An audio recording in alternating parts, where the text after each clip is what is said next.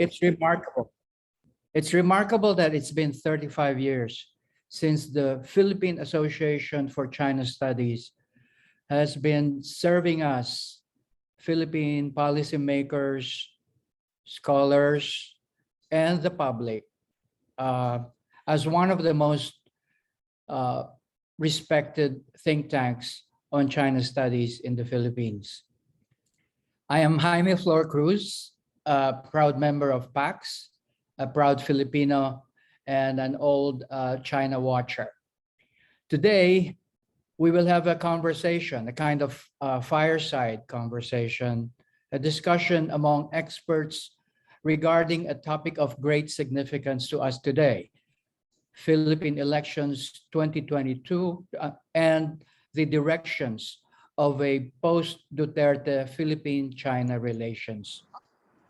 We are honored today by three panel speakers who are experts in their own fields. My old comrade in arms, Eric Baculinao, like me, an old-timer in China, and currently the bureau chief of NBC News, the US television network in Beijing. He probably qualifies as the most overstaying Filipino in China, having lived there for the past 50 years nonstop. Eric graduated cum laude with a bachelor's degree in political science from the University of the Philippines, where he also served as the student council chairman. He was the chief commander and the kilabot of the Diliman Commune in 1970. And in 1971, he joined a Philippine youth delegation trip to China, of which I was also a member, for a 3-week tour that became a long period of exile due to the dangers of persecution under the Marcos martial law dictatorship. While waiting for the opportunity to return to the Philippines, Eric witnessed China's transition from the Cultural Revolution era of Mao to the reform and opening era of Deng Xiaoping. He began a career in journalism in the mid-1980s, winning an Emmy Award in 1989 as part of the NBC News team that reported on China's Tiananmen crisis that year. And to this day, he closely follows major strategic trends involving China's domestic and foreign policy. So welcome, Eric. A quick note to our colleagues in the media who may be participating today. If you decide to use parts of the conversation with Eric or from Eric, please note that his comments are only for internal or academic exchange and not for media publication. And any publication or citation that you may use may only refer to a Beijing-based Filipino political analyst. That's the formula for on background citation or reference to whatever Eric says.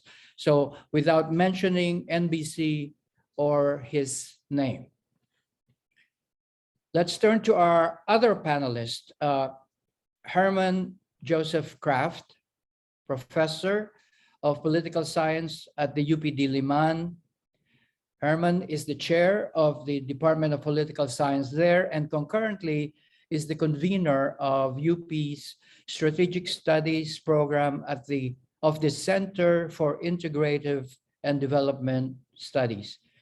Herman has been working on issues on the ASEAN, regional stability in Southeast Asia, security sector reform, and intra-state conflict in the Philippines.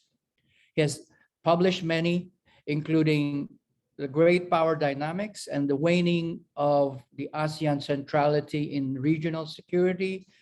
He published a Philippine Foreign Policy in a Changed Strategic Environment, the Duterte administration and China, which is our topic today, and other publications on ASEAN and the region.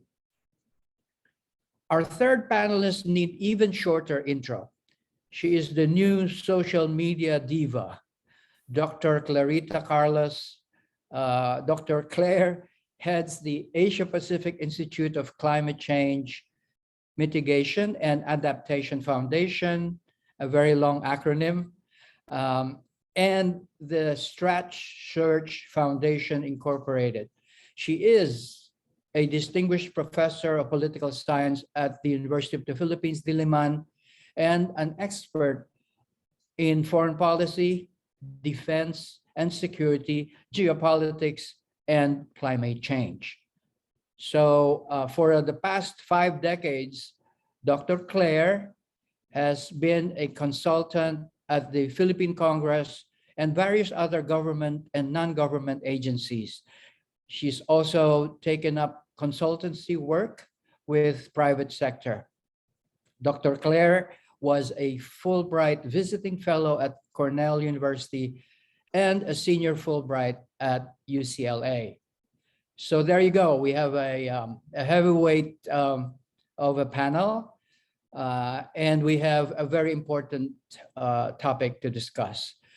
Our focus this morning is Philippine-China related, but let me start the conversation. Why is, I note that there's very little discussion or debate about foreign policy in the past presidential or election-related debates. So let me ask first, why is foreign policy important? Why should Filipinos, the voters, care about how we conduct foreign affairs? Dr. Claire first. Well, I guess the quick and short answer there, Jaime, would be that it's only analytically that we are able to disaggregate domestic and foreign policy. But the reality on the ground, the realpolitik, is that domestic policies have foreign components, whether they may refer to trades in goods, services, or whether they refer to defense and security relations. And yes, I did notice that presidential candidates, even in the past, have not paid attention to foreign policy because they say that voters will not listen to foreign policy in campaigns. What do they care what is happening beyond our shores? But yes, they should care because geopolitics is not just the course that I teach. Geopolitics is everybody's concern. Like on Monday, you have a full component of American and Filipino AFP, 8,000 of them, the biggest contingent so far, in Balikatan. And, they're training here. And you don't need to have an IQ of 140 to know that the US is telegraphing something to somebody known as the emerging hegemon, which is China. Then all these things happening in the domestic sphere are resonating in the foreign policy sphere. I guess Dr. Carlos was unmuted. Oh. He was, well, let me see. Let me turn to Herman then.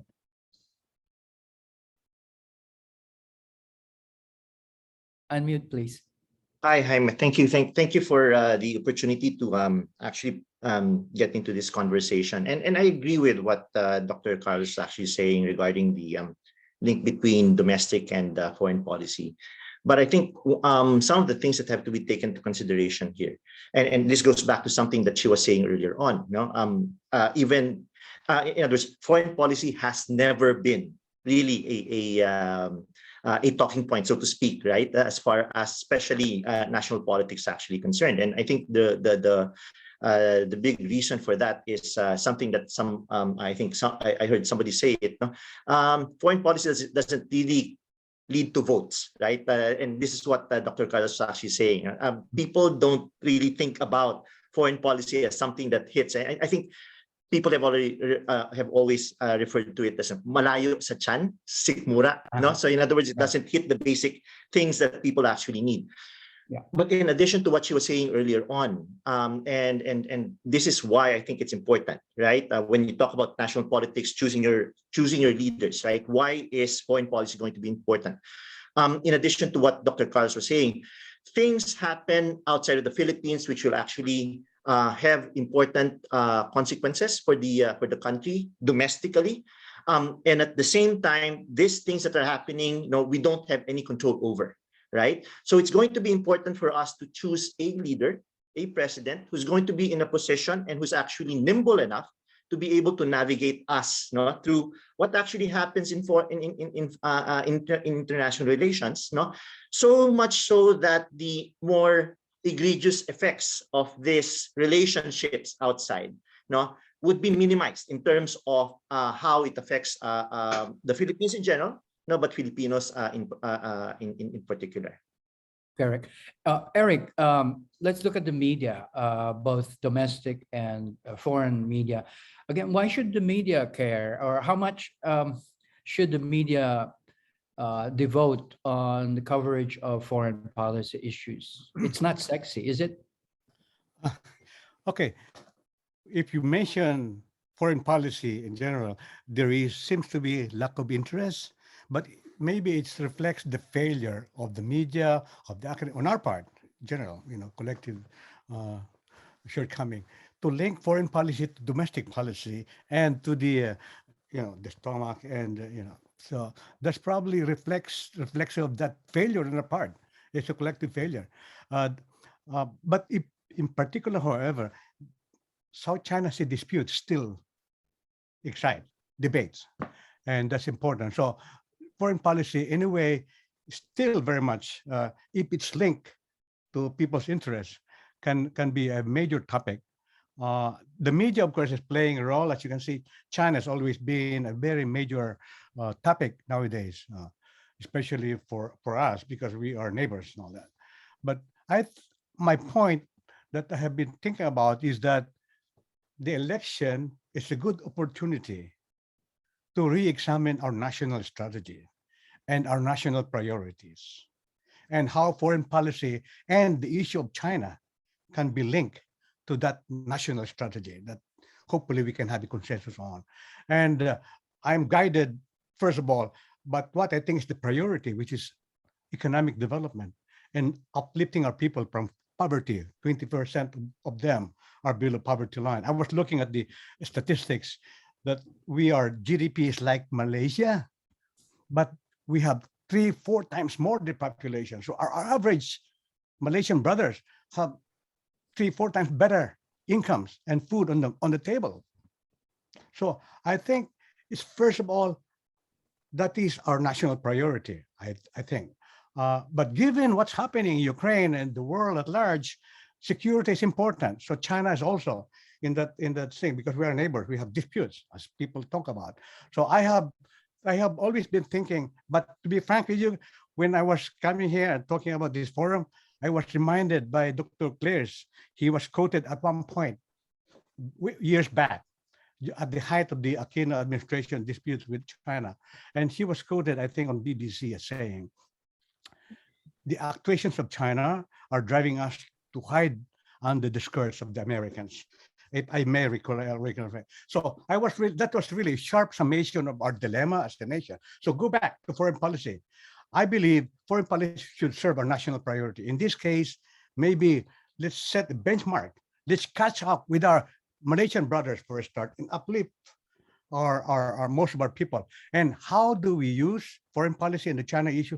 I believe that if handled correctly, our relations with China, our disputes with China, can provide a key link to ensuring the security of our country and accelerating our economic development, if handled right. And Okay, Eric. Yeah. Eric already started or pointed us to the very topic of this morning, which is Philippine-China relations. So let me ask all the three of you, why is Philippine-China relations an important issue in the 2022 Philippine elections? Again, same question, why should we care about Philippine-China relations? Again, let me start with Dr. Claire. Well,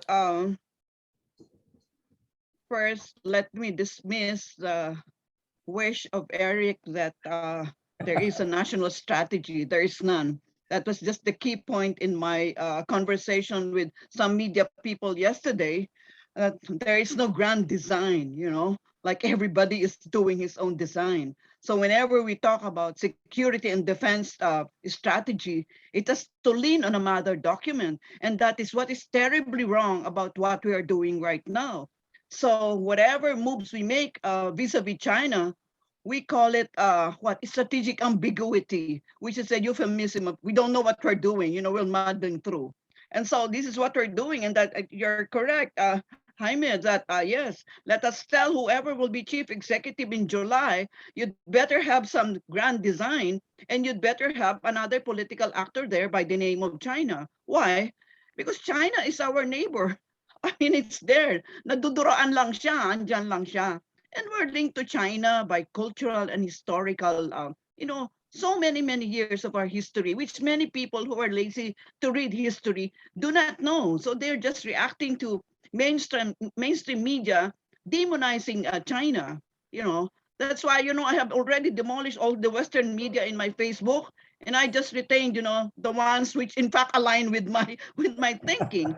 Yes, China is very important actor, and in July, whoever will be the chief executive of this country better calibrate our foreign policy so we know how we deal with this emerging hegemon, if it is not already one, and how we deal with the US, because there is still a mutual defense treaty which is in force. Yeah, Herman, put that question in context of the Philippines being in ASEAN and a neighbor of China. And then, of course, we have an old ally, the United States. So again, why is Philippine-China relations important?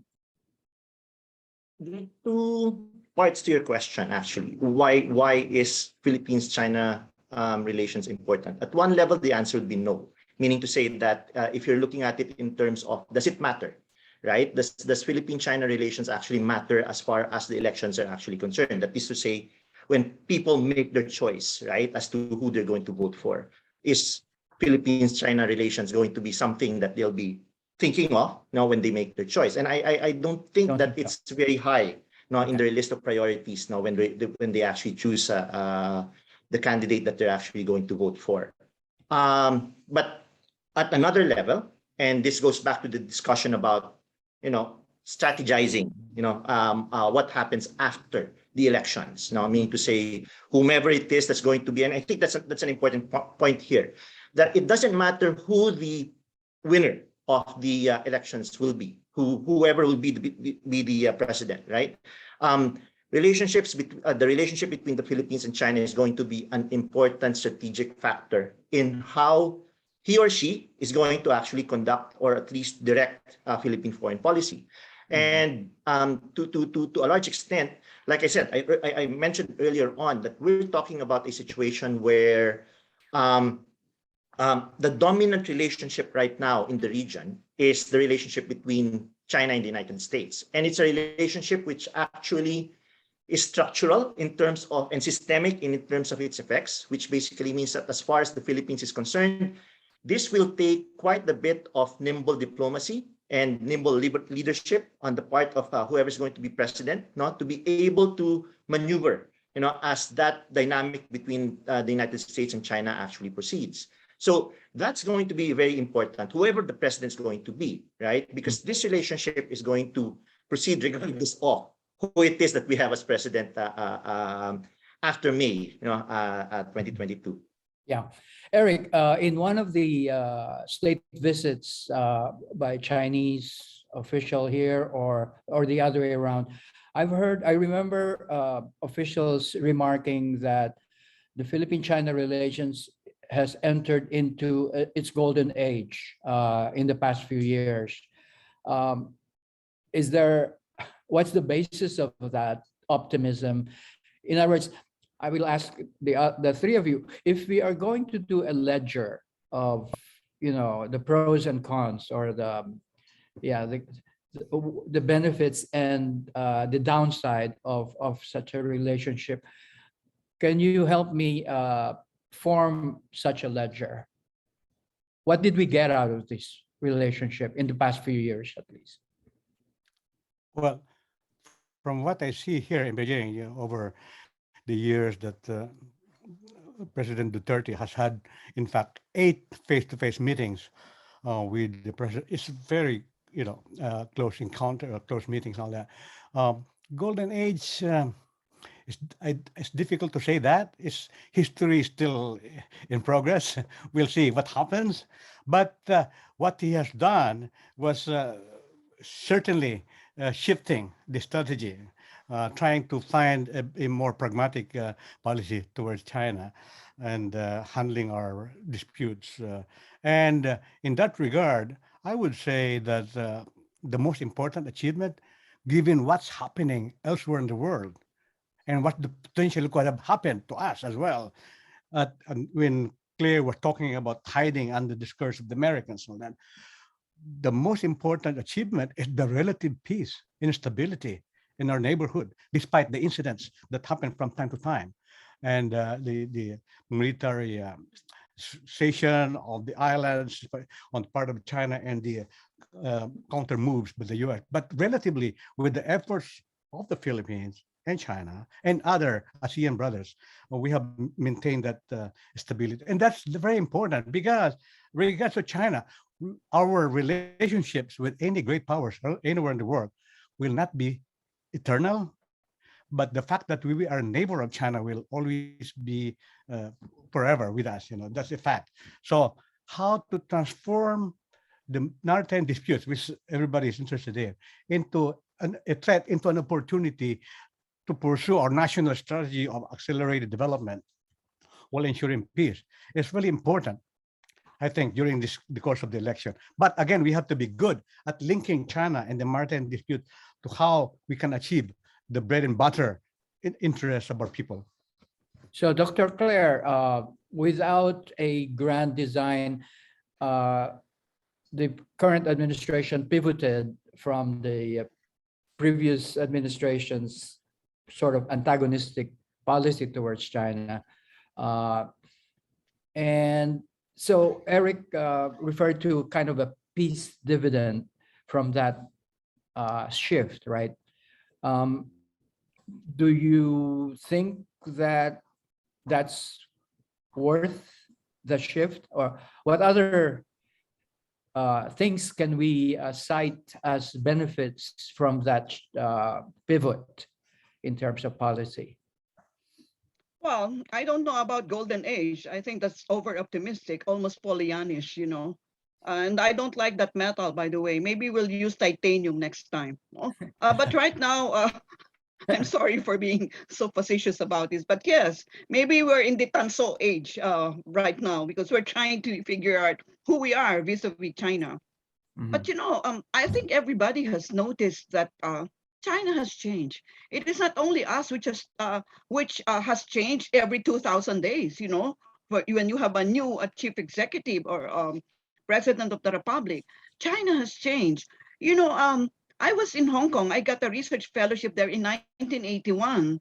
And we're part of the so-called China Watchers, like you guys are based in Beijing. And at that time there, every time we meet with our Chinese counterparts, the first thing that they ask us is, Dr. Carlos, what do you think will the United States think of this? It's like their identity is invariably connected with how the US will view them. Well, now, I'm sure you know how confident China is. What is the name of that guy who is the spokesperson of their DFA? Oh my Lord, I really love him. Even the smirk on his face is really so, I telegraph so much. China is so self-confident now. Now our counterparts, and I'm sure you've experienced that, Jaime and Eric, because you're based there, they no longer ask, what does the US think? They no longer ask that because they have found their identity. They have lifted, 800 million or so from abject poverty. They have tremendously, expanded all around. Our host in the Fujian Institute brought us to Beijing and took us in that, what do you call that, high-speed train to Shanghai. And I could not stop oohing and ahing. And so that other part of your question, Jaime, is how can we stupid people take advantage of all these technological advances in China and set aside in another box our defense and security matters. That is, I think, what nimble diplomacy that my colleague and friend Herman is talking about. Nimble. It's like, you're in a tightrope and yes, it's really nimble because, you have India, Russia. Russia is, I think Vladimir Putin is visiting before the end of the Duterte administration. And yeah, we're not dealing with only China, we're dealing with Russia, we're dealing with India. And Russia, by the way, because I've been senior consultant of the Visiting Forces Commission for many, many years, has been asking for a status of forces agreement with us, So meaning they want to train with us. Herman, has the outgoing administration really been nimble enough? In fact, I'll ask, how would you grade our government in how the Philippines has conducted foreign affairs, with 1 as the best and 5 as failed? What grade would you give the outgoing government? Sorry, you're muted. Thanks for putting me on the spot on this one. I'll ask Dr. Claire as well later. Yeah. I'm not too sure if I'm from UP, right? So the grading system is not just 5 failing up to 1, right? We do have letter grades like an incomplete, for instance, or a drop, right? Right. My suspicion is that there are certain aspects of the relationship, right, where I could actually say that it's done well, right? And I'll cite the points that were made by both Eric and Dr. Carlos, right, about the idea of putting the relationship on a more proper kilter, if you will, right, from what happened during the last several years, or the last years of the Aquino administration, right? Meaning to say that if my argument is that it's not that our relationship was actually bad and then things have actually gone to a golden age now. I don't think so, right? My sense is that if there is any achievement at all that the Duterte administration can actually claim as far as our relationship with China is concerned, it's really more of putting it back into a proper track, right? Meaning to say that prior to Scarborough Shoal, in 2012, for instance, our relationship with China was actually quite good, right? It was normal. Things were moving, progressing quite well, economically as well as socially. And then, after 2012, things just went downhill, right? And if there's anything that the Duterte administration has actually achieved, it's to put back that relationship into its proper course. Relationships are good, economic relations are actually improving, and that's where I'm going to say that that's where the incomplete actually comes in, right? Meaning to say that there were a lot of promises, right? The visits of the president to Beijing, led to promises about huge amounts of investments that will be coming into the Philippines, for instance. And this goes back to I think what Eric might be talking about later on, as far as BRI, and the bid thing is actually concerned. And I think that's where we're still looking for concrete results, right? Meaning to say that if we were looking forward to an economic largesse from the improvement of our relations with China, expectations were not quite met, I think. Right, and so that's why I'm saying that if you're asking me to grade what the administration is able to achieve, it's not exactly a fail. It's definitely not a failure, but I'm not going to give them a high grade because there are certain things that were created as far as expectations were made, which I don't think were actually achieved. So it's more of an incomplete for me, so to speak. And that they've run out of time, right? Because by next That's right. May, we have a new administration. Professor Claire, how would you grade your students? Well, again, if I were to use the Herman's measure, which is our grading system in the UP, I think I'll grade this administration a 4, which means that they have to do another examination to remove a passing grade of 3. Why? There is no national strategy. This administration and previous administrations had been muddling through.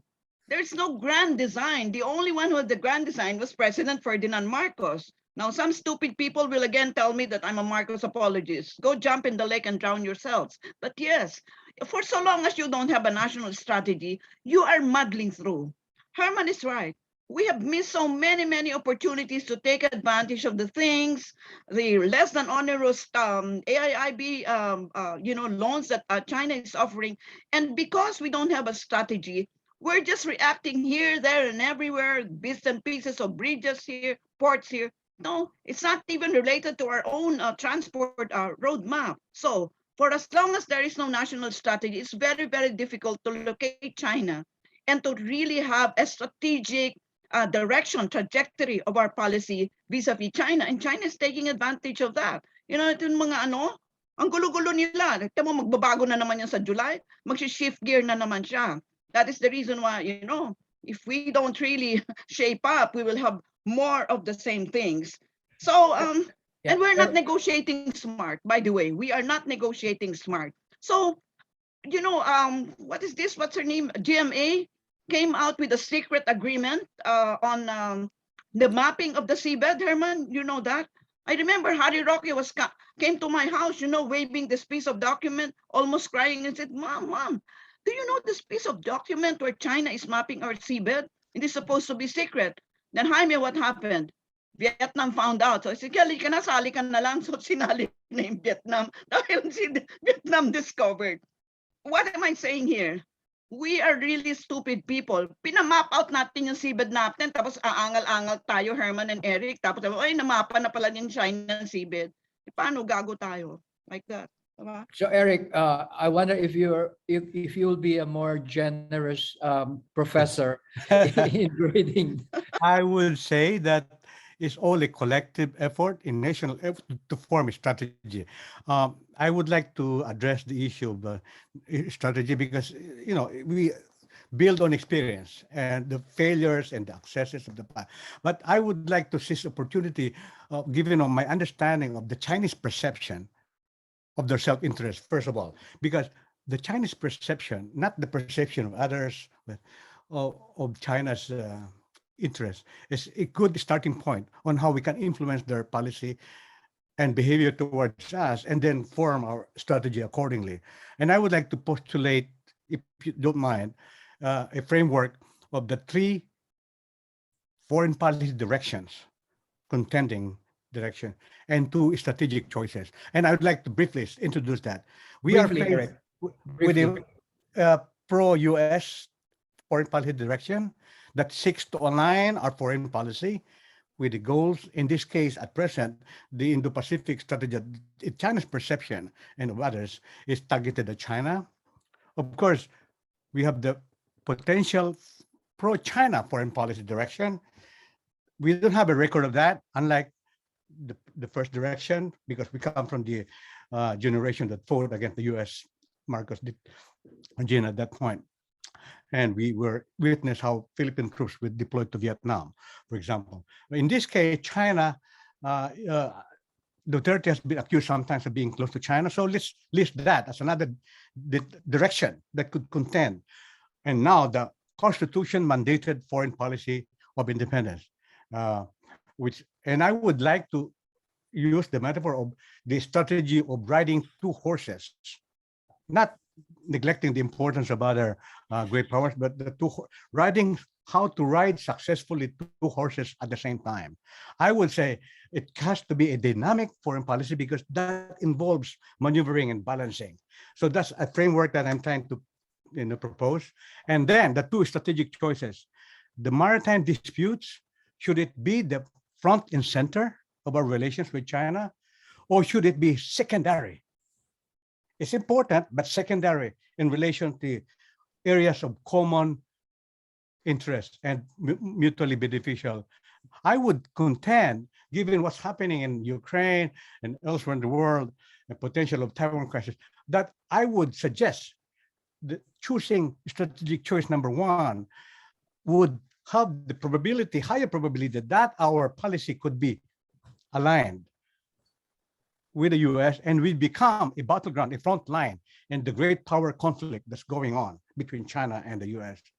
And therefore, I suggest the strategic choice number 2, handling as a secondary issue and giving priority to national mutually beneficial cooperation could help us, enable us to maintain a dynamic, independent foreign policy that avoids the security crisis, because that could erupt if we are in the front line in this great power conflict between, and at the same time address the issue of accelerating economic. I mean, that's my summation of what possibly could be a potential framework in dealing with the China issue and the maritime dispute with China. Herman, you probably disagree.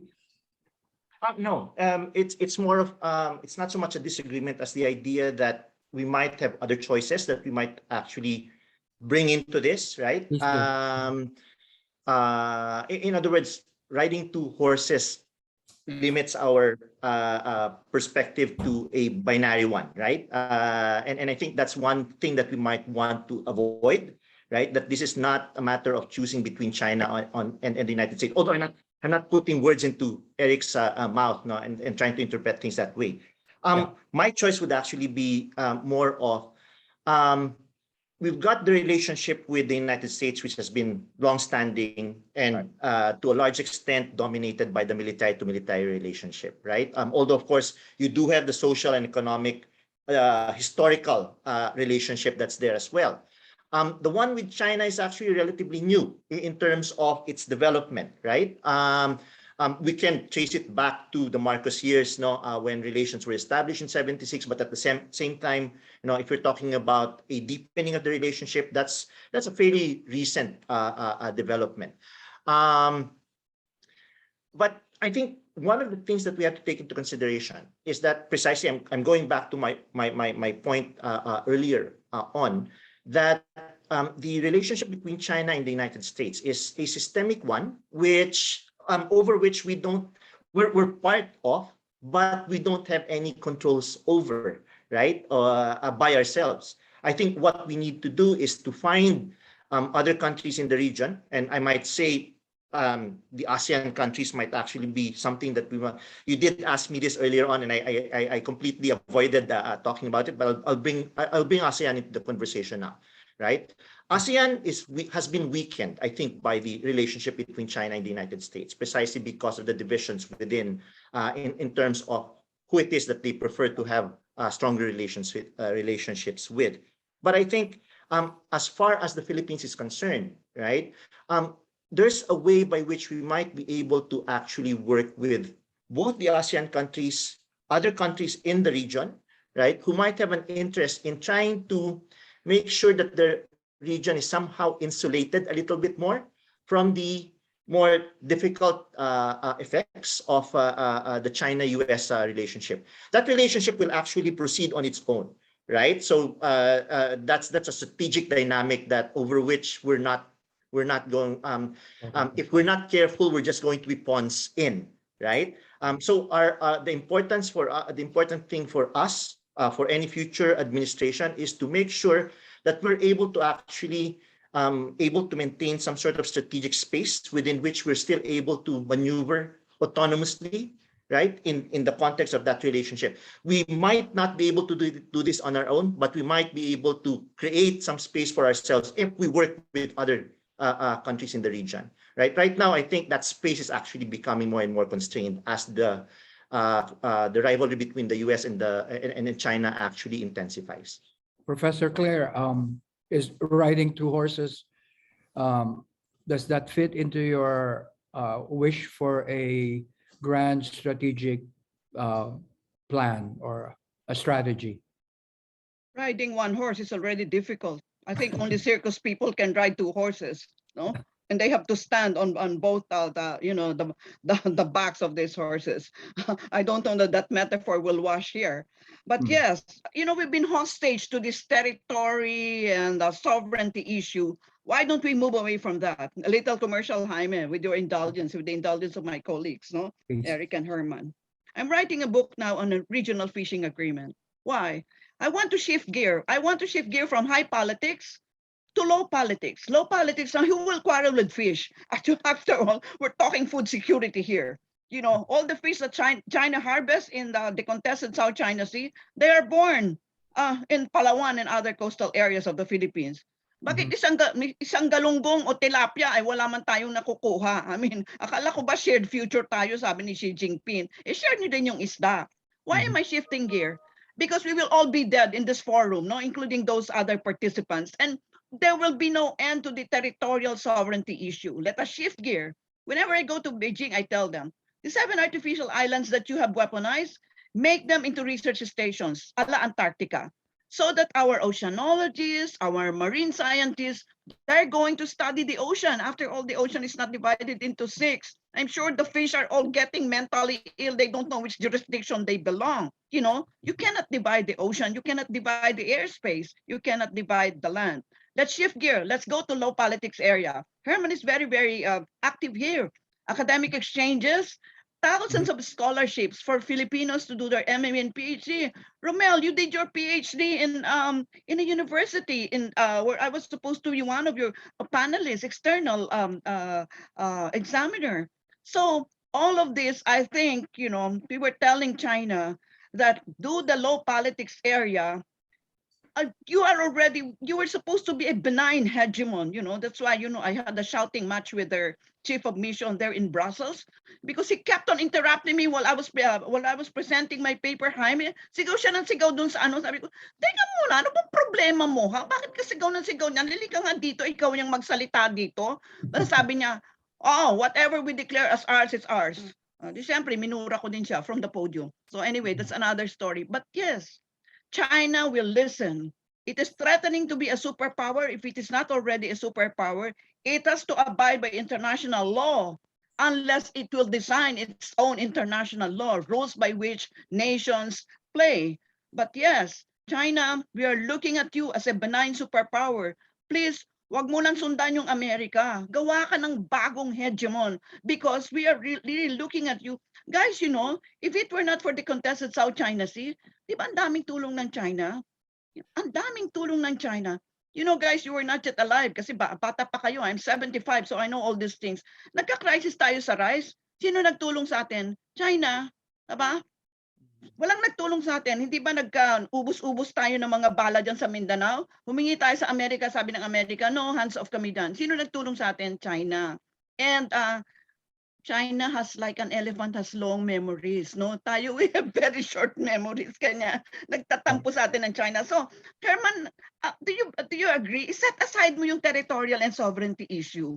And talagang pagyamanin natin yung low politics areas. And yes, please help me finish my book on the regional fishing agreement because that is the only way we can all share in shaping a new resolution of the contested South China Sea. Hindi pwedeng ang China magde-declare, I mean, ang fishing holiday. Ang saya mo naman, ikaw na lang nagde-declare kailan ka man mag-fish, kailan man. It has to be a regional decision of all countries watched by these waters. Herman, so do you agree that we should consider putting the territorial disputes as secondary and, as Professor Claire suggests, maybe at least in the near future, focus on the low politics, as you said? You know, one of the things that's actually important, and this is in the literature, and I think Professor Carlos is probably coming from this particular point, right? That if we want to improve relations, right, then we actually have to reinforce where relationships can be good. Right. And to a large extent, that's where low politics actually comes in. Right. So in other words, we engage economically, we engage socially, we engage in people-to-people relationships, education. And I think to a large extent in these areas, there have been so I'm not saying it's a golden age, but if we're comparing it with decades before, the kinds of relationships in these areas that we have with China are miles, metric, right? Kilometers ahead of what was actually there before, right? Yeah. At the same time, though, and I think this is the point. It's not setting aside things so that it will just be there, right? In other words, we're trying to improve relations so that the difficulties that we have on the political side, on the high politics side, no, would be something that we can move into on friendlier terms, right? That's basically the point there. So it's not an either or kind of situation, no, but we need to strengthen the areas where good relations can actually be not established but strengthened, right? So that we will have more confidence in terms of discussing with China and probably other countries who are involved in the dispute, no, to move into that more sensitive, more controversial, high politics areas of the relationship, right? So in that sense, I agree, but it's not setting aside one area, no, but it's really emphasizing and trying to strengthen the relationship so that at some point, no, hopefully sooner than later, no, the issues that have been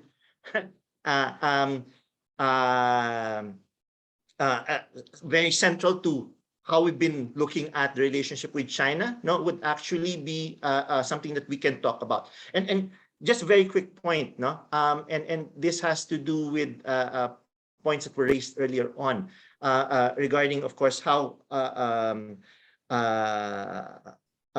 much we can actually bring this question of those territorial disputes, no, into, like I said, no, the important thing at this point, no, is for us to continue improving relations, no, so that confidence, no, and friendly discussions can actually be achieved, no, when eventually we can actually go into trying to resolve those territorial issues.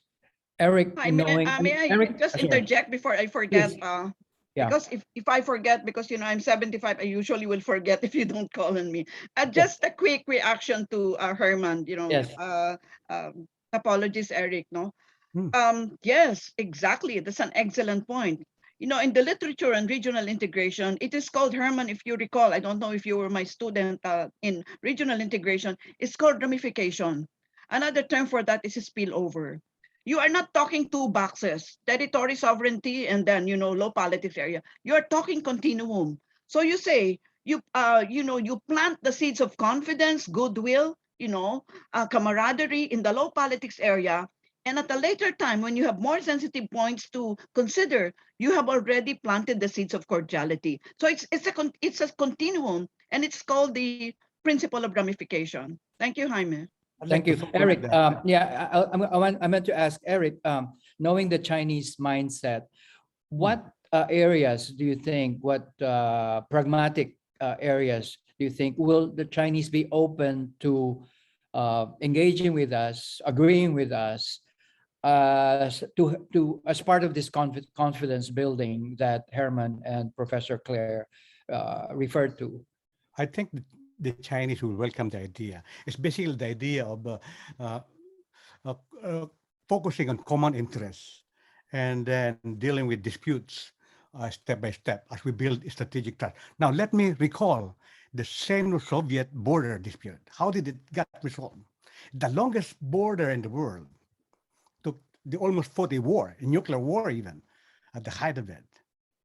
The issue was finally resolved because strategic trust accumulated through, with the change of regime in Soviet was established so that finally the Chinese realized that making some concessions and resolving the border dispute with Russia would be in China's national interest. And that was, and to the point that they gave up their historic rights, to the Far East, because the big majority of the Far East Russia is taken from which featured originally in the polemics about the Derby dispute. So the point is the Chinese are capable, once a strategic trust is established, to give concessions to enhance their own national security. In this case, our challenge is through the low politics on all different areas of cooperation we can build, and the Chinese will welcome that. We build the strategic trust. We convince them that we have strategic autonomy and that any concessions in our favor or to our satisfaction on the maritime disputes will help re-enhance their security as well, because our friendship is so important. Why is it that our territorial dispute with Malaysia is not on the strategic radar, for example. Our maritime disputes with China can be a blessing in disguise. It makes us so important to all the great powers. We hold the balance. Now, how do we value that, take advantage of that, and not give it for free? Again, there's the challenge, and this is quite a contradiction. By putting it on the secondary level of importance, we actually create the conditions for eventually resolving them to our satisfaction in our favor.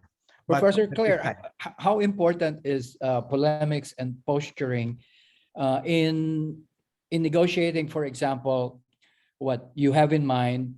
And what I have in mind is, how do you negotiate with somebody if you already from the beginning call it your enemy?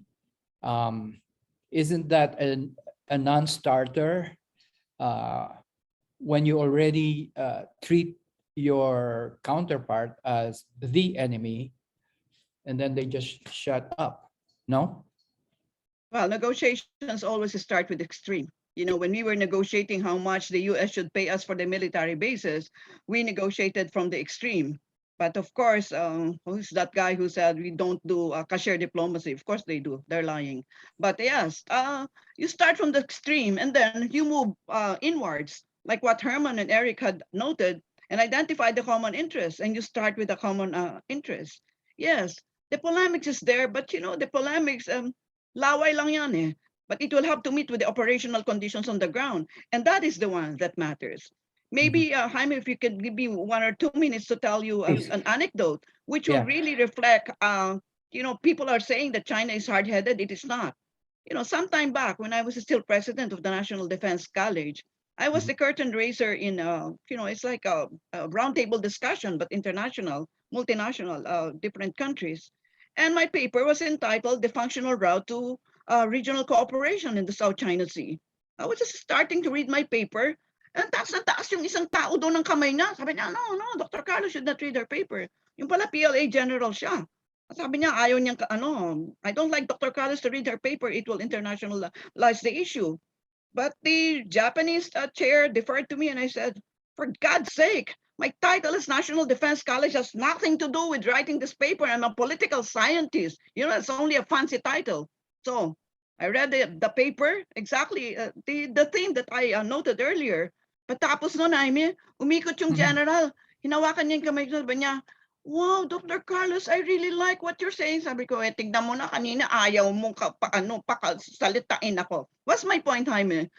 Corny lang yung pero my point, alam mo in China, pukpukin mo siya ng pukpukin, maya-maya mag-agree na siya. This happened years back. Now I can freely deliver the paper as Herman could deliver his paper without any one PLA general is stopping us from presenting the same, which means China is listening. As I said, if you're threatening to be the next superpower, please behave and follow international law as we see it now. You want to change it, after all, meron ka nang yang upuan sa mesa, baguhin mo. Pero isama mo nga kami sa usapan, Eric. Parang teka, parang ang Amerika, ano ka ba Pygmalion? You're shaping our security architecture. Hindi mo naman kami tinatanong, diba? So ganyan eh. China will listen. And I think it will listen because it is in its interest to listen. Yung shared future niya, isama tayo sa usapan.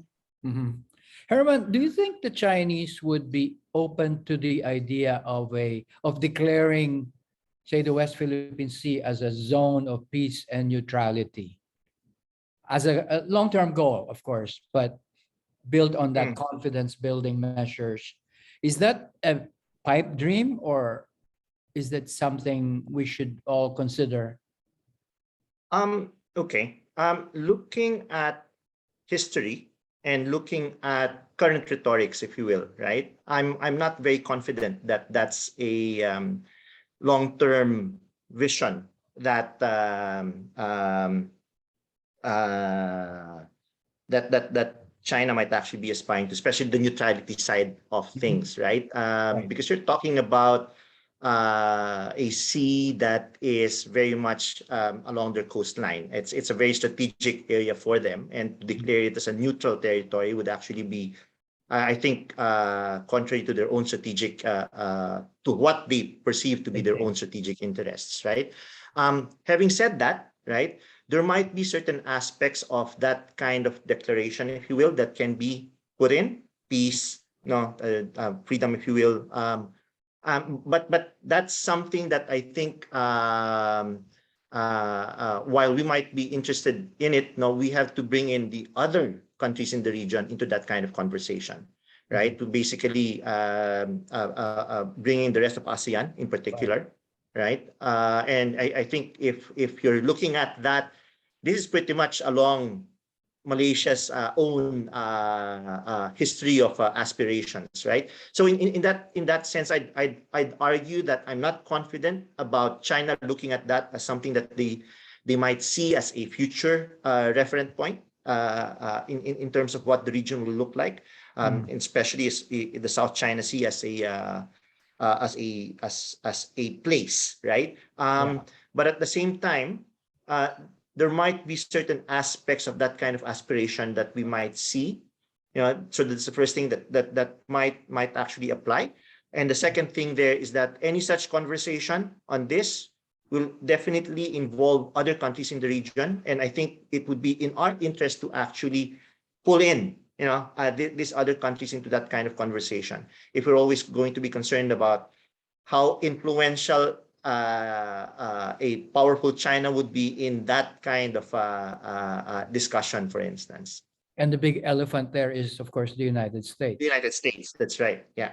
And I think that the point, thanks for bringing that out. I'll always go back to, over the short term, over the medium term, I think the important thing that has to be taken into consideration is how realistic that kind of conversation will be, given that the dominant relationship right now and the dominant dynamic is the one between China and the United States. In other words, our concern should be not to be drawn into that particular dynamic.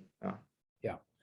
Eric, can we really remain or pursue an independent foreign policy, neither here nor neither with them nor with the US? Can we really strike that balance?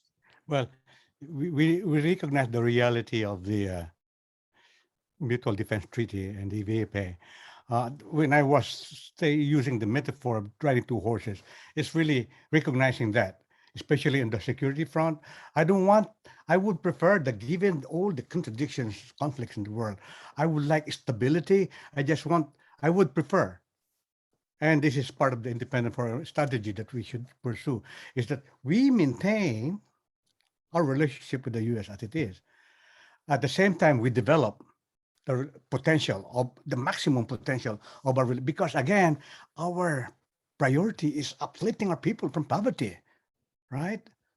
I mean, so I don't want to elaborate on. So it is possible if we have the national consensus, develop the national to debate and discourse, public discourse, and our contributions. It is possible that we can pursue that.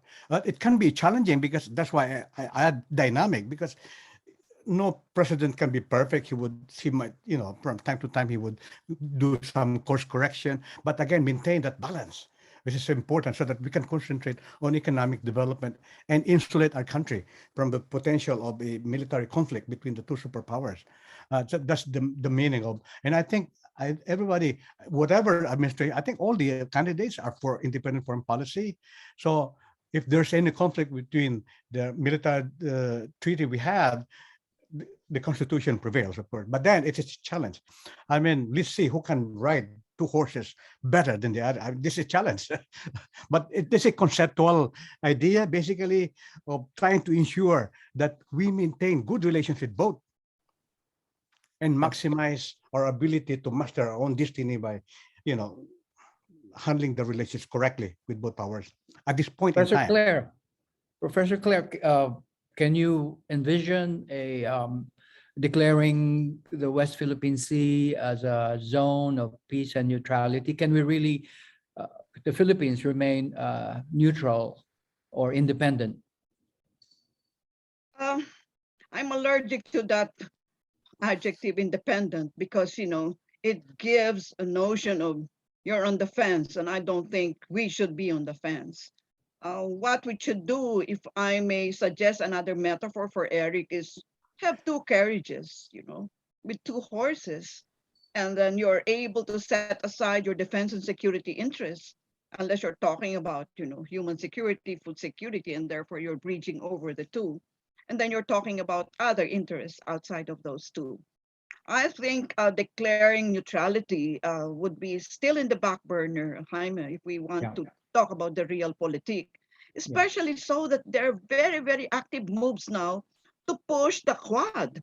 But India is demurring because I'm sure everybody remembers that India was a satellite country during the Cold War of the USSR. And therefore, the dream of Biden to bring about a collective security alliance is really shorn of any historical insights. Kabobohan na lang niya yun, dahil hindi siya nagbabasa ng kasaysayan. And then, of course, there is another big problem there. Well, it's a challenge, really, and that is Japan. Japan had considered Abe, particularly Shinzo, putting up nuclear warheads in Japan. Natuduraan lang yan Japan, andyan lang dyan sa north, So all these things, you will have to configure. The chief executive, the chief architect of our foreign policy will really have to put this on the table. That's the reason why you cannot have a bobo chief executive. Can you imagine? Ang daming moving parts, and hindi siya po pwedeng, hindi siya nagbabasa, hindi siya nagkakalkal ng kasaysayan, because there's so many things that need to be calibrated. Yes, calibration is the key word. Sana wag na nating gamitin yung term, Herman, Eric, na independent, Siguro well calibrated might be, how about that? A better adjective. Kasi paano naman panahon pa ata ng nirohas yung mga independent na yan, Filipinos for Filipinos. Parang ganun Okay. ba?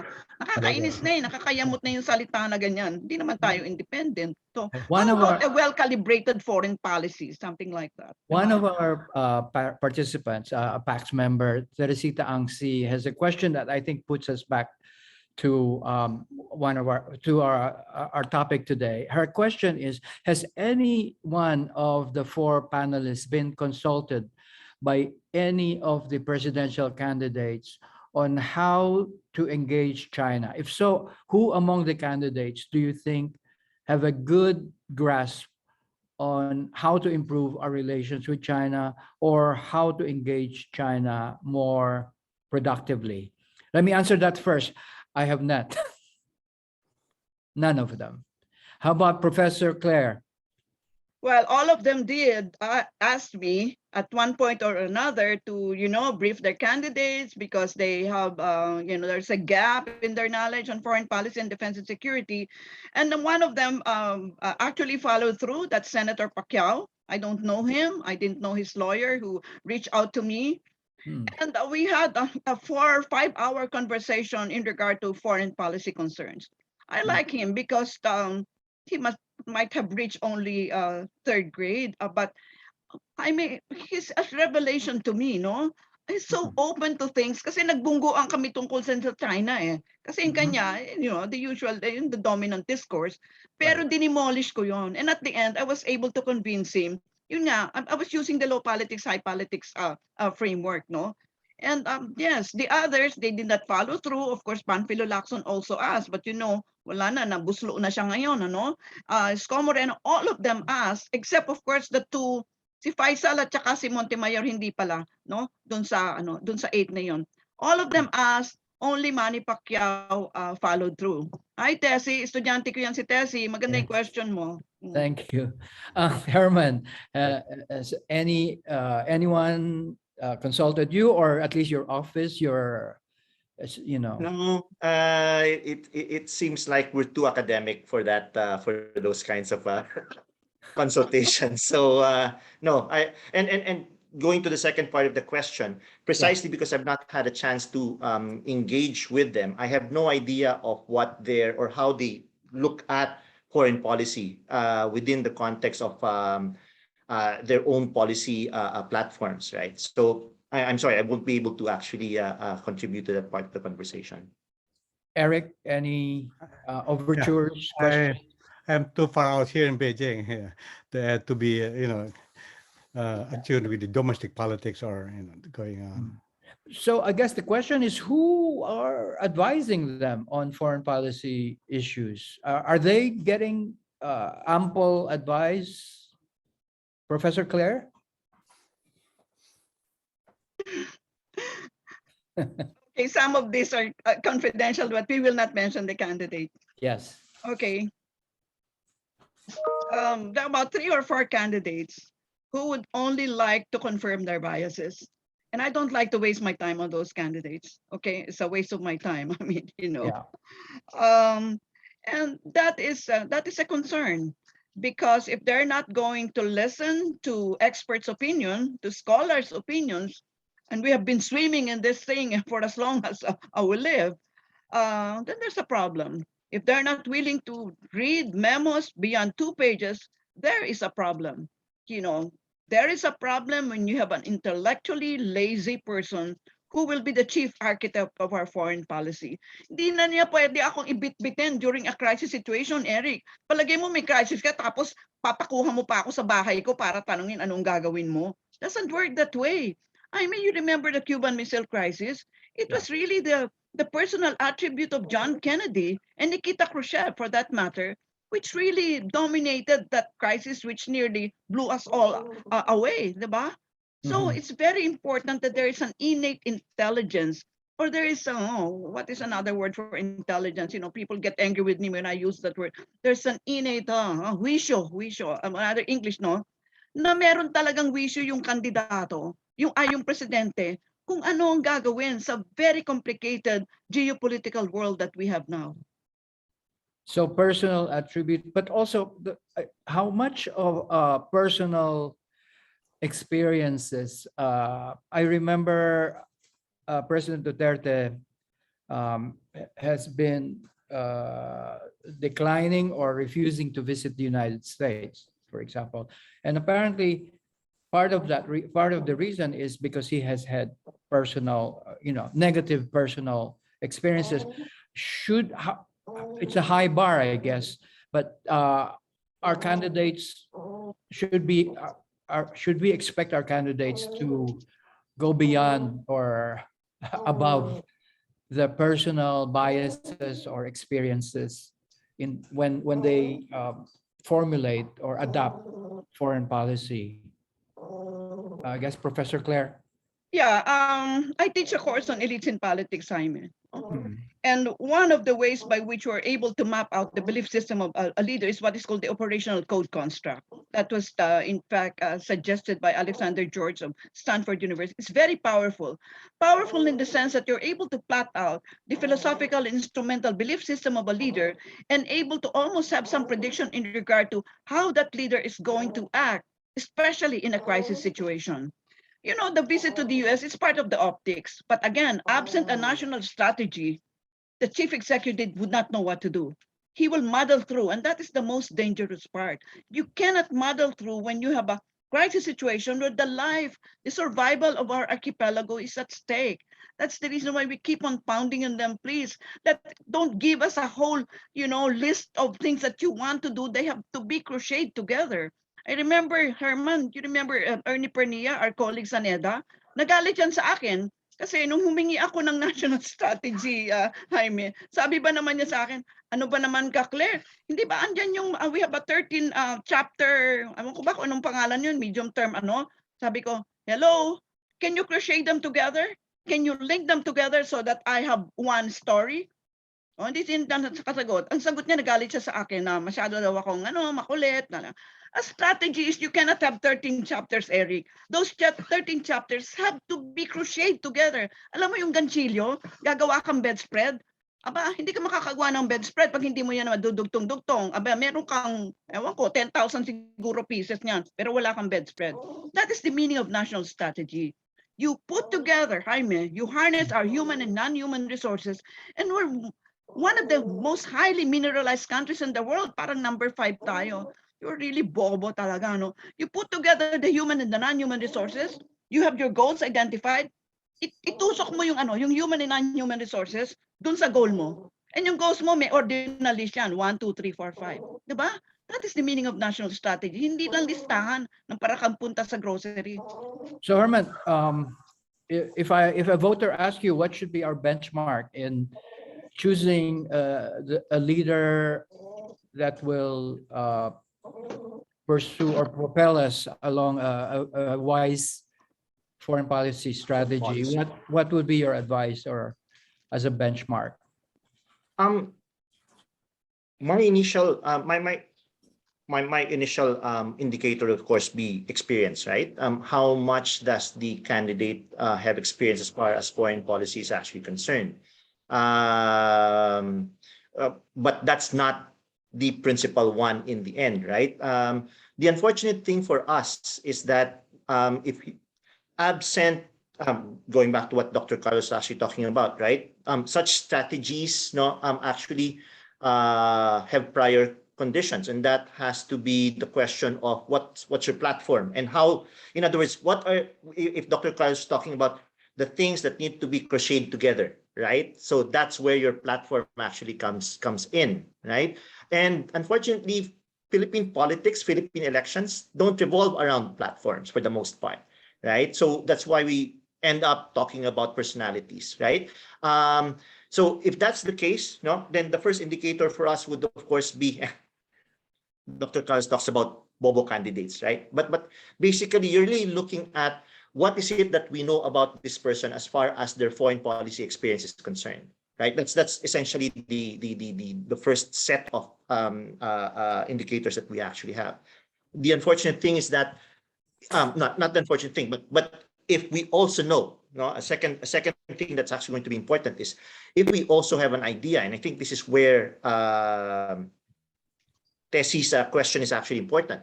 If we also know who are the people who are advising, right, the candidate, that's going to be a good indicator as well, right? Unfortunately, that's behind the scenes, and it's very difficult for us to know exactly who are the people. So in that sense, it's a lack of information, really. And so we end up just going back to what do we know about the candidate. So it becomes very personalistic in that sense. Right? Eric, you want to add anything? Yes, benchmark. I think it would be the hallmark of the next leader's ability to be able to handle, again, calibrate our relations with the US and China simultaneously. And I would refer to our experience, the experience of our Singaporean brothers. Ability to maintain the security, the balancing, where Singapore is the biggest trading partner and continues to develop mutually beneficial relations with China, and sometimes holds military exercise with China. But at the same time, the US is the biggest user of the Singaporean port, the Navy, US Navy and all that. And the US is the #1 investor in, bigger than the combined German, Japanese investors. So the balancing that the Singaporean brothers have done is something for reference. In the context of the fact that Duterte has had 8 meetings with the Chinese president, but almost none with the American counterpart. So there has to be a balancing, because after all, we still maintain that U.S. relations is important for destiny, as well as China as well. But on the economic front, I would say the next leader should prioritize economic development. So my slogan is catch up with Malaysia for a start, make it $1 trillion economy for a start. And here, China's potential partner is very important. So that's the hallmark that I would say. So use the foreign policy example of Malaysia and improve on that of Singapore. But again, for a start, catch up with our Malaysian brothers and really uplift our people from poverty and not be distracted by security competition between the two great powers, and avoid being a front line or war battleground between the two great powers. Eric just answered one of the questions from the audience from Austin of IDSI. His question was, do you see any lessons we can learn from Singapore, Indonesia, Malaysia, and Thailand, who have succeeded in riding the 2 horses, even more horses? Vietnam also doing the same thing. But Austin also had a question specifically for Professor Claire. To what extent do you think the U.S. has is militarizing the Philippines as a function of China's, or I guess, reaction in the South China Sea? In other words, like EDCA, how much is that provoking, I guess, if I may use that word, or prompting China in its actions in the South China Sea issue? Oh, I guess the word militarizing is quite strong, Jaime, Yeah. particularly because, again, it sets it aside as a political actor whose decisions are also important. Right. My engagement with the Visiting Forces Commission has been for almost a decade now as a senior consultant. So I have some inner knowledge about what's going on between the exercises and training between the American and Philippine militaries. And yes, we are not training to fight together. We are training to fight climate change consequences. That's why, if you will notice, we have most of the exercises now are HADRs. And when you look at the planning exercises, which happens a year before, the 90% of the exercises are really for maritime security, anti-piracy. If you look at the content, it's not really against any one enemy because there is no enemy.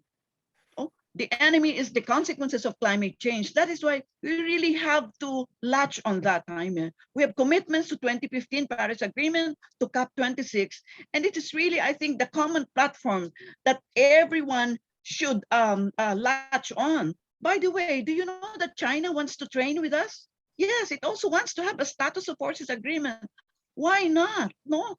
Bakit palaging sinasabi nila noon? Kasi mga Amerikano, doon tayo bumibili ng armas, kanya nga nagagalit. Alam mo ba, Jaime, nung nagpunta ako sa Moscow, ang unang tanong sa akin ng counterpart, bakit naman bili kayo ng bili sa US, no? We are offering you 35% less or even more. Alam mo, mabuti na lang nakaisip ako ng sagot. Ang sagot ko, because we're not training with you. Di ba? Di ba, if you're training with Americans, you're using their night, vision goggles, ganyan-ganyan. Naglalaway-laway lang tayo sa kanilang mga advanced equipment. And America, by the way, many times will try to veto us buying from Russia or India na mas mura at mas magaganda. Well, to be fair to kudos to Duterte, sabi niya, hello, sino ka naman haharangin mo yung bibilhin namin, ano? And that is the really, yon, Eric, ang independent, no? Hindi mo pwedeng papaharang-harang kung kanina na di pwedeng bumili. That's our point. Why are we hostage to the Philippine, to the Mutual Defense Treaty? I-scuttle natin yan. Scuttle that whole thing, no? And by the way, Jaime, you talk about EDCA, MILSA, etc., no? BFA. Executive agreements lang yan eh. By alam ni Herman to, executive agreements, di ba, Herman? Nag-i-end yan dun sa political tenure nung nag-sign diyan. So if you invoke that, even the EDCA, where you have military, American military people in 5 military bases here in the Philippines, of course, sabi nila rotational, but naglolokohan lang tayo actually, no? So you can in fact cut short all these executive agreements, including BFA, which we ratified, but that is an executive agreement. Kalkalin nyo yung kasaysayan yan.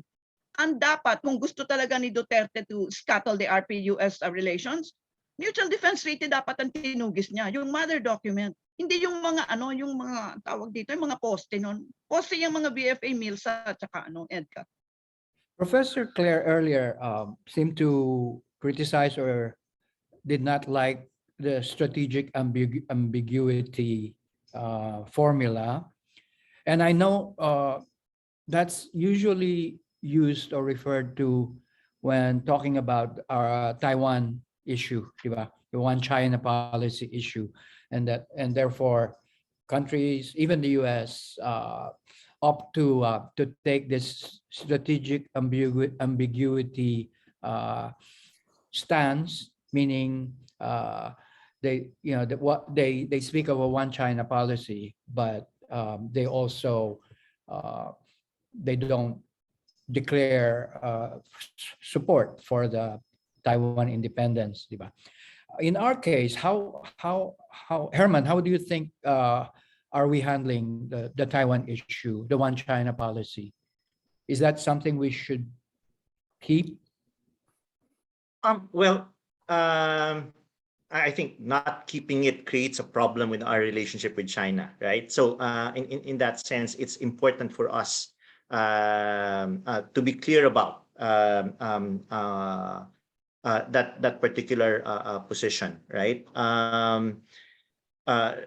This is not probably the time to shake the foundations of the strategic relationships that we have around the region. Having said that, okay, going back to the concept of strategic ambiguity, right? And I think the point there is that if we're talking about the idea, is there a clear policy as far as relations with well, how we deal with cross-strait relations, right, between China and Taiwan, right? I think the notion of keeping our options open, right, mean to say not taking sides, so to speak, no, is probably an important thing, and that's where the advantage of strategic ambiguity comes in. However, right, and I think this is where we have to be very clear, right, or at least internally in the Philippines, no, the difficulty here is that we have to be prepared, right, as to how we're going to deal with a situation in Taiwan. Look, we're the closest neighbor of Taiwan, right, in terms of geographic distances, right? And if there is going to be something that happens, no, that disrupts and actually leads to some sort of armed conflict between China and Taiwan, we're going to be part of the overspill of that particular conflict, right? Coming from, of course, the actual situation in Taiwan, and then, of course, how the United States is actually going to come into that particular picture. So we'd better be prepared with our contingencies as far as that's actually concerned, right? And we need not, and this is the point, right? We need not, I think it would be wise not to come out with this state, with this kinds of positioning in public, right? But at the same time, it's going to be important for us to be prepared just in case something actually happens as far as the relationship between China and Taiwan. What are we going to do with the United States when they ask for, right, for instance, access to bases in the Philippines in the event that there's actually a conflict between China and Taiwan, for instance? You know, what happens as far as relationships, as far as initiatives coming from Japan is actually concerned? You know, these are the things that I think go back to what Dr. Carlos was saying, that we need to crochet things together, right, in terms of some sort of strategic a strategic framework, you know, as to how we're actually dealing with our fluid regional environment right now, right? So it's really more of being prepared more than anything else, you know. Eric first, and then Professor Claire after Eric. Oh, thank you. Well, this is a good point. We really have to be prepared for a Taiwan crisis, given the changes in the U.S.-China relationship and how Taiwan features in the geopolitical competition between the two. On our part, our interest is always how to secure our interests and how to be safe in the case of any conflict over there. It's one thing to estimate who will start the war in Taiwan, you know, but another thing is regardless of who will start it or who will provoke it, we have to be prepared to answer the question of the relationship of our security relationship with the U.S. and our mandate to first secure our own safety and interests. And that's something that really had to be debated even now. I'm not too sure if I can take a personal position on that, but it's really important that we anticipate how we try to be neutral as much as possible and insulate our country from being used in the conflict between by one great power against another over the Taiwan crisis, if it happens in the future. Professor Claire, can we still be ambiguous about this? Taiwan, a buffer?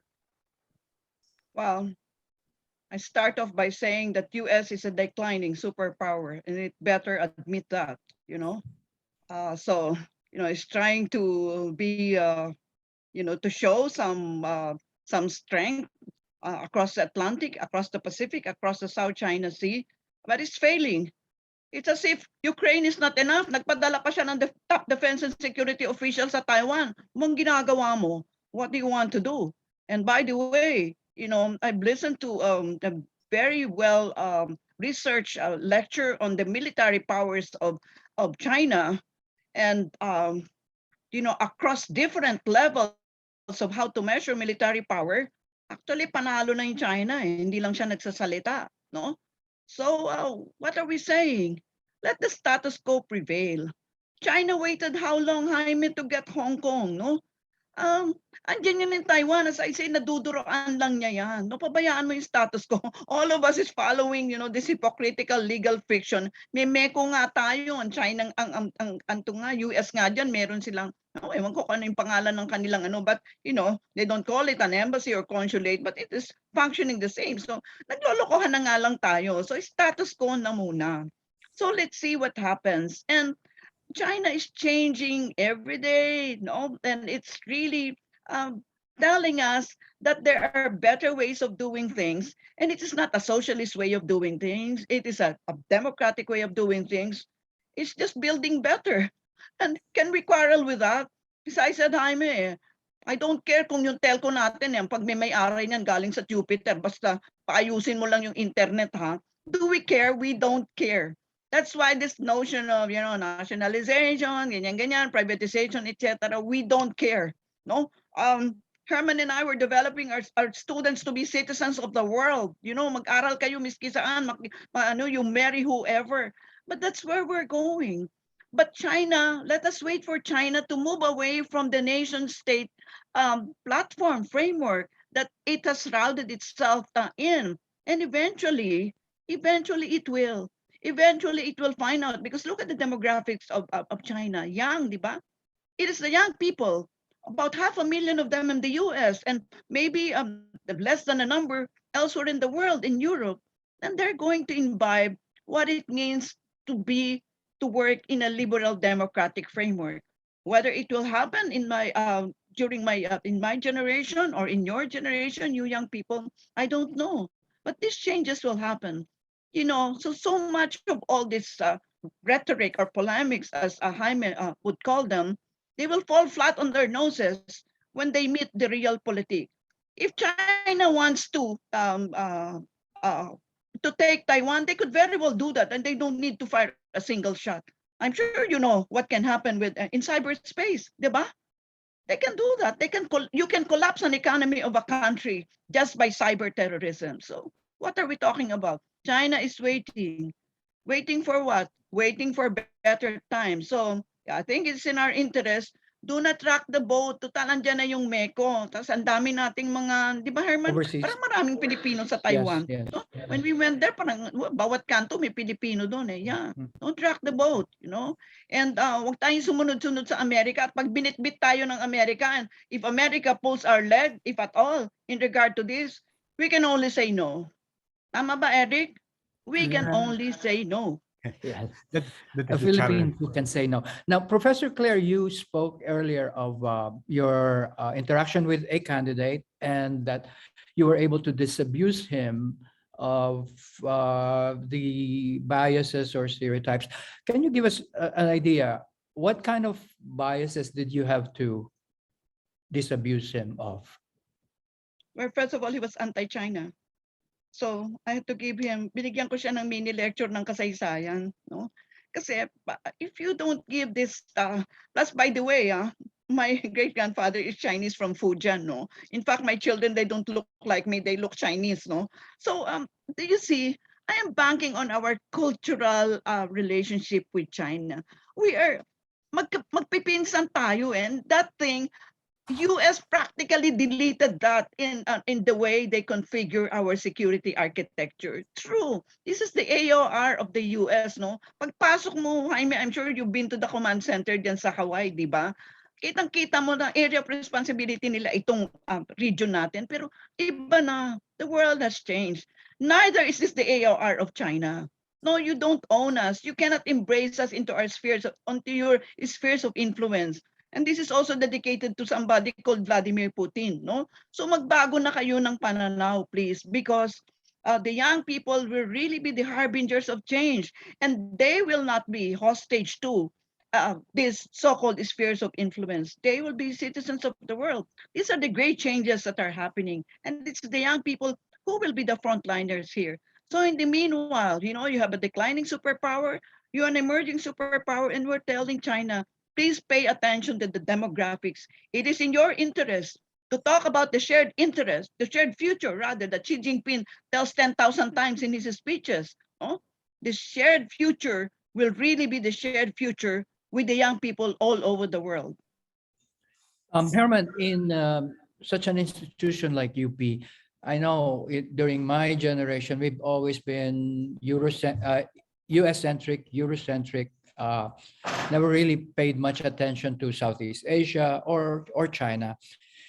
Do you detect any change in terms of approach or how we teach or how our students, how interested are students in China or Southeast Asia? That's been growing.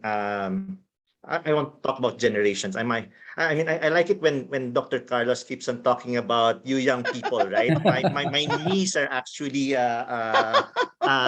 indications that that's not quite true anymore. I have to say that there's been an increased interest in Southeast Asia, from the past generation, I think, of students, right? In other words, since I was actually a student at UP, it's been ASEAN, right? And our neighbors, that's actually been the focal point of what we should actually be looking at. The US has been there, but ASEAN is increasingly important, right?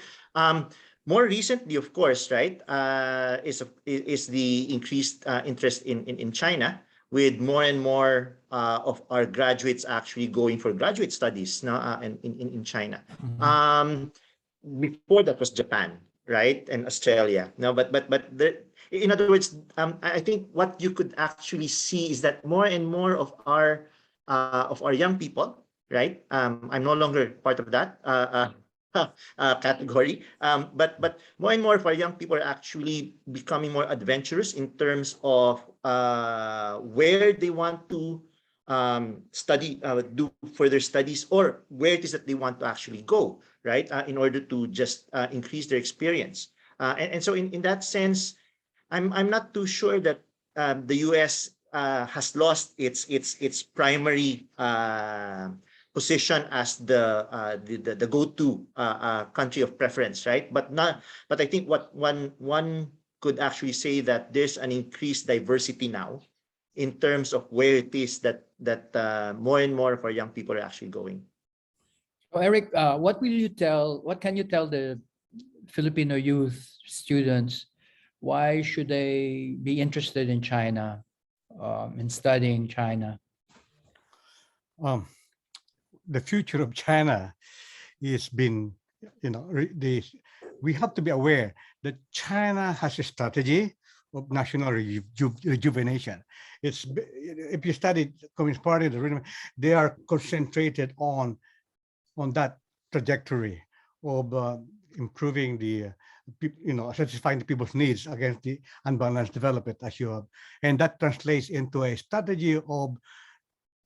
That's why Taiwan is important, and the maintaining status, because the Chinese would rather prefer the Taiwan situation stays as it is, because their concentration is on 2035 as the first, avoiding the middle income trap, and that means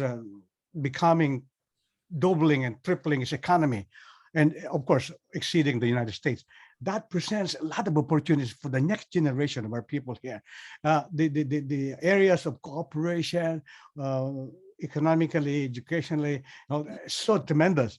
And so the future of the Philippines and of ASEAN, for that matter, is closely tied up with the rejuvenation strategy of China that emphasizes economic common development and peaceful coexistence. We are bound to become ASEAN #4 economy. That's the target in 2030. We are part of that story. And part of that is ASEAN's becoming the #1 trading partner of China. So the future, the economic development, the future of that is, we can see it as long as we maintain peace and stability in our region and avoid being caught in this geopolitical contest between the two great powers. The future of the Filipino youth, especially, there is so much prospects in the and can be tied up to how the Chinese will develop in the next decade or so, and that's why it's important to really give importance to China while not neglecting our traditional friendship with the United States. Professor Claire, yeah, your advice to the youth, and also in a way, your advice to the candidates. How do we improve our intellectual firepower in geopolitics, in foreign policy? I mean, two-part questions, but I think you are in a good position to answer that. Second question first. The second The first question first. is, again, what advice would you give to the Filipino youth? Why should they be interested in China? Why should they study China? Well, China has a great civilization. You know, please don't go to the US anymore. You know, every corner in China is history. It's like in Moscow also, like in Turkey. Every corner there is history. This is not to sip to China, but yes, I've been there, I don't know, X number of times, especially with the ASEAN Regional Forum. You know, Jaime, the dynamics in the ASEAN Regional Forum is so different. You know, when we talk to our Chinese colleagues there, the North Korean, kasi alphabetical eh. Palagi kong kasitmate yung North Korean ambassador. No, best friend ko na nga siya eh. Dati hindi ko siya kinakausap. Pero ngayon, you know, do you see the dynamics of, you know, strategic thinkers, you know, scholars talking to each other annually, periodically? That's very, very important. You know, our advice to our candidates, to our young people, really is, as Herman said, please diversify. No, don't just go. Of course, all of us in the department, Herman, di ba? We all went to the US kasi nandyan yung Rockefeller, nandyan yung Ford Foundation. Wala ata nagpunta sa atin sa Lumumba University noon during the time of the Cold War, no? Of course, si Dodong Nemenso, I think he went to Great Britain, no? And that's the reason why, you know, Bertrand Russell, etc. But otherwise, all of us, I mean, we're soaked in the liberal democratic tradition. And that's very, very important, with a kind of philosophy that we transmit or we socialize our students into. The young people are the harbingers of change.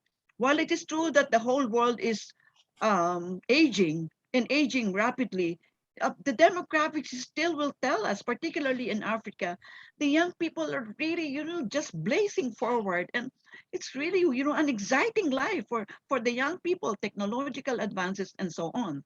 And you know what I see? You know, sometime back, Jaime, I don't know if you remember that, there was a media, what do you call this, familiarization tour here.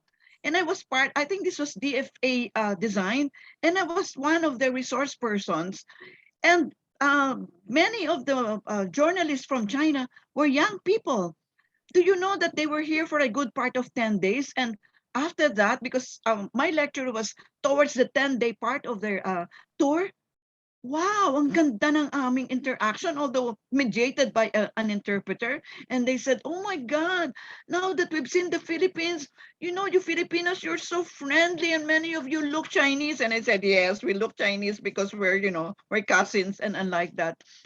But anyway, just to give you for 1 minute to share with you an incident there, during the Q&A, I mentioned the Global Times. And you know how I am, mataray ako. I chastise the Global Times for being the, you know, parang tabloid ba siya? Yung pala yung editor nandun sa audience. So, pero alam mo siya, nag-apologize siya. Sabi niya kasi, you know, we're following. Sabi ko, you'd better keep quiet. Baka hindi ka na makabalik sa China sa sinabi mo. What's my point? Yung sinabi ni Herman, ni Eric, people-to-people exchanges You have to give the highest premium to that.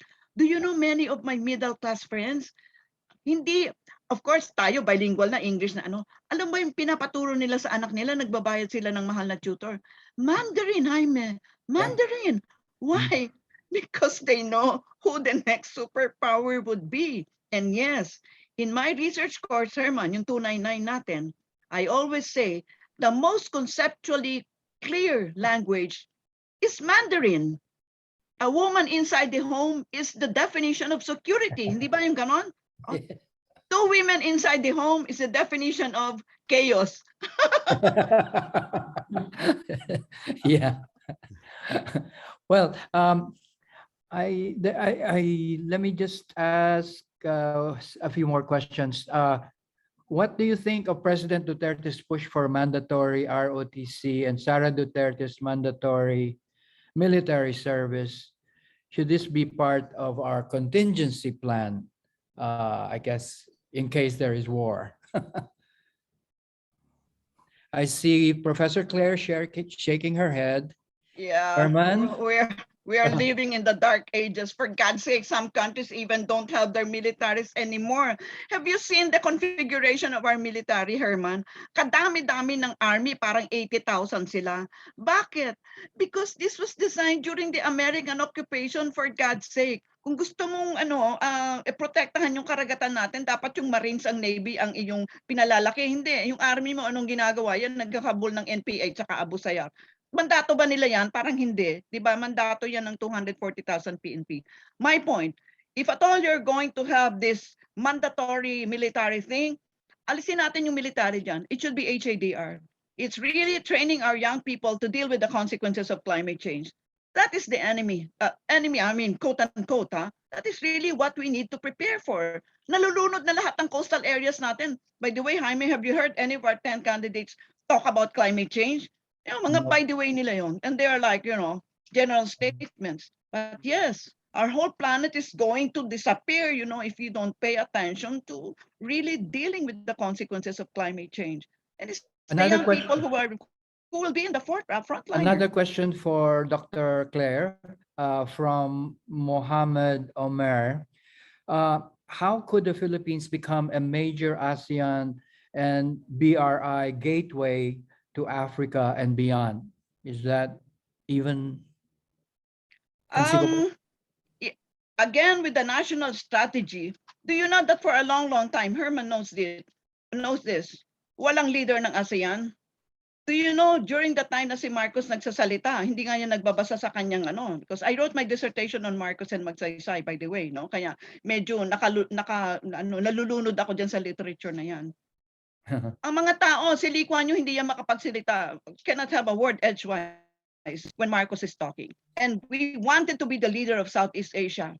Wala nga yung leader sa Southeast Asia, neither Singapore, Widodo, etc. We could have been the leader of Southeast Asia. I was banking on Duterte. I voted for him, by the way, because of constitutional reform. But no, wala siyang wala siyang ambisyon or hindi nga niya naiintindihan yung ASEAN na yan. Ayaw nga niya mag-attend ng meeting. But yes, we can use the ASEAN. The fact, despite yung sinasabi ni Herman na yung centrality niya nawawala, the ASEAN is there. Eric is correct.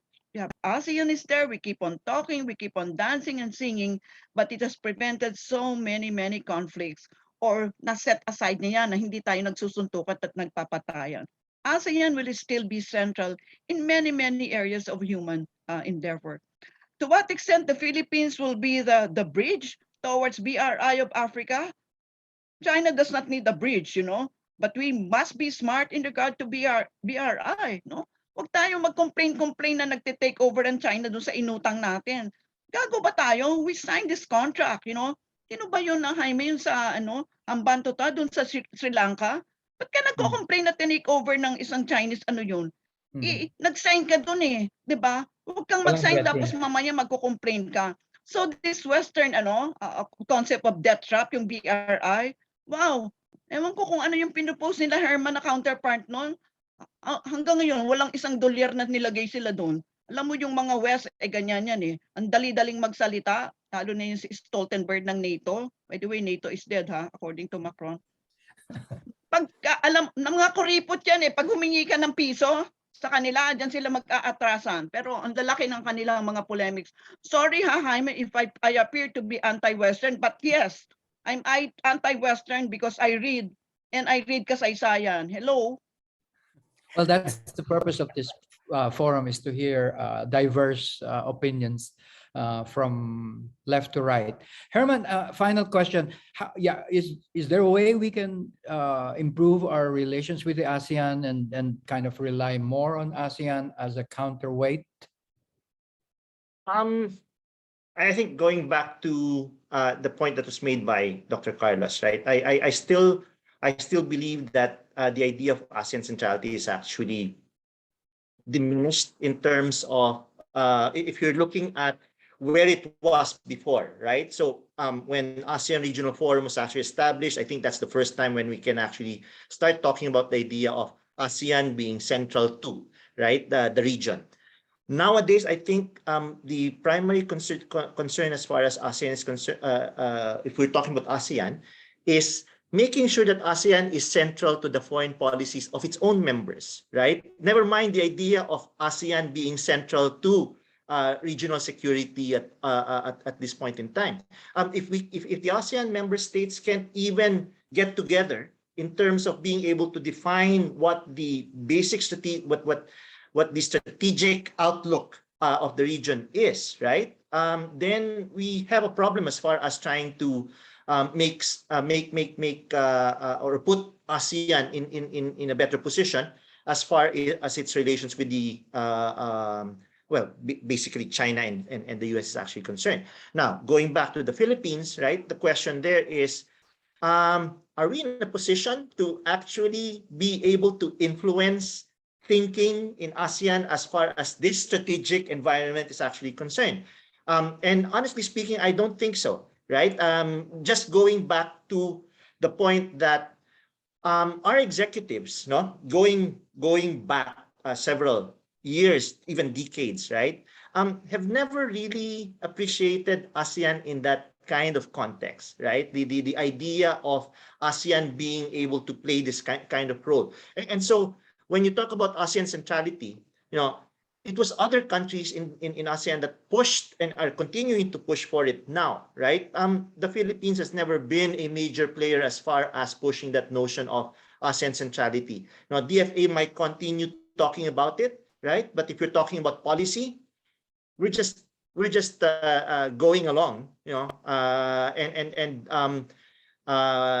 President Duterte's lack of interest in ASEAN is not actually something that's specific to his administration, right? Other administrations have never really put that kind of importance, no, to ASEAN and the Philippines' role within that.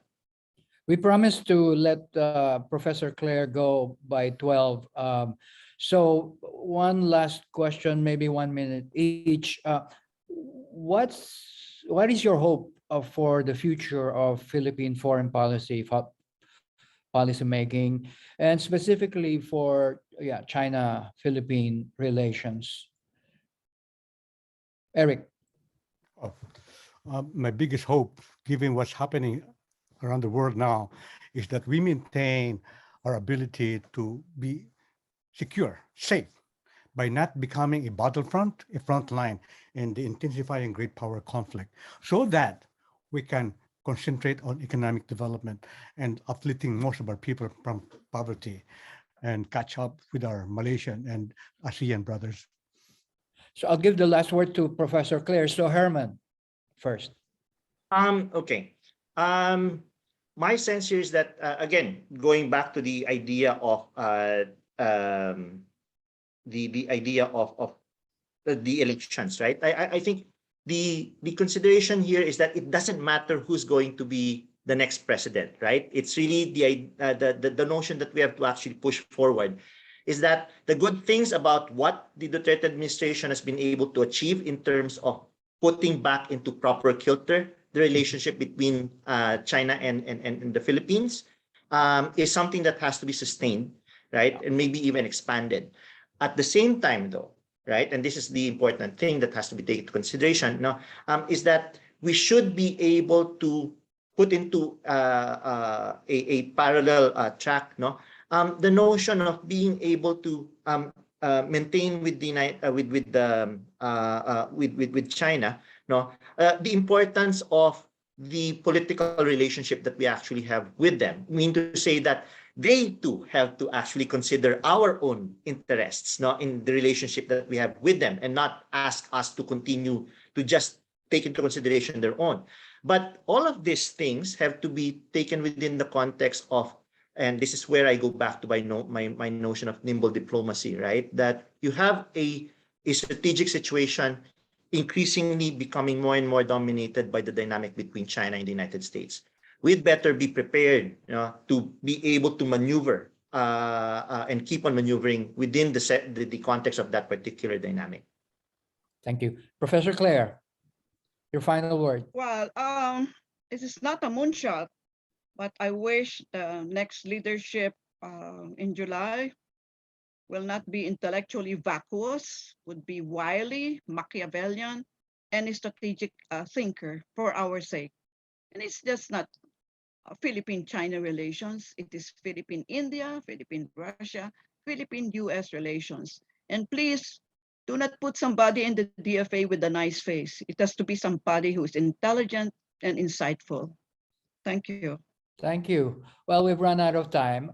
So on behalf of the Philippine Association of China Studies, we would like to thank our panelists, Eric Baculinao, Professor Herman Kraft, Dr. Clarita Carlos, for sharing with us their insights about the future relationships of the Philippines and China after the 2022 Philippine elections.